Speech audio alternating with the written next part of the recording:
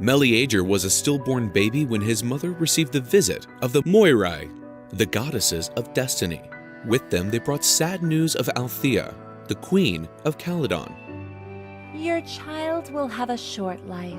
As soon as that wood in the fireplace stops burning, your son will die.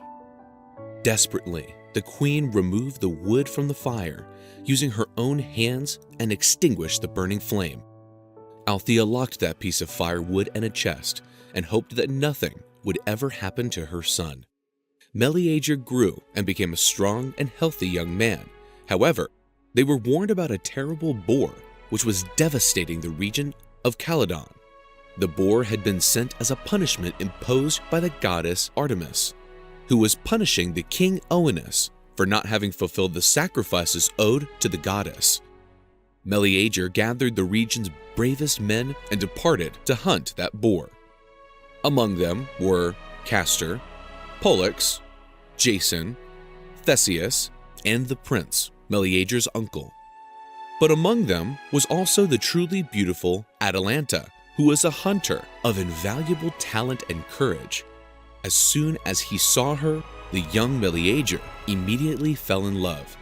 During the hunt, the boy tried to get closer to Atalanta, yet he was constantly interrupted by other hunters. They found the trail that directly led to the lair of the monstrous wild boar. Then, they decided to set a booby trap to capture the animal. One of the hunters with a torch approached the entrance of the cave, but was pulled inside by the monster. The man yelled cries of horror as he was torn apart. The huge boar finally revealed itself, and everyone was stunned by it. The nets set by the hunters were not capable of handling the animal, which, like a rocket, tried to escape from his pursuers. Mounted on their horses, they set out in pursuit of the animal. The hunting dogs were biting the sides of the animal, but the latter, enraged, killed the leader of the pack using his fangs. The hunters threw their arrows against the great boar, but they caused little to no effect.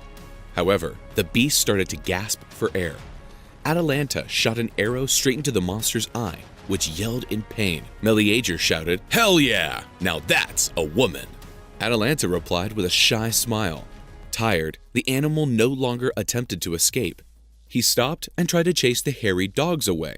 Meleager got down from the horse with his spear in his hand and walked carefully to the animal. He shoved the weapon into the animal. The blow was deadly, and the agonizing animal crumbled down. The prince unsheathed his sword and cut the boar's head off. Meleager handed the gift as a head to his beloved. Watching the scene, his uncle felt angered. "Enough of foolish things, Meleager. Trophies are not for women," and stole the head of Atalanta's hands.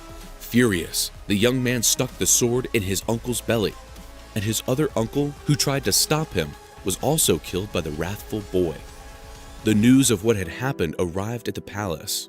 The queen, desolated with her son's attitude, decided to throw the firewood which she had kept into the fire. Damn son! May you pay for the crimes committed against your family. Desperate, she grabbed a knife and buried it in her own heart.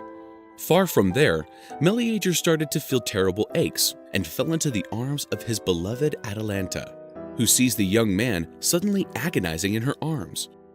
After the flames consumed all the firewood, Meleager had his last breath and departed towards the world of Hades.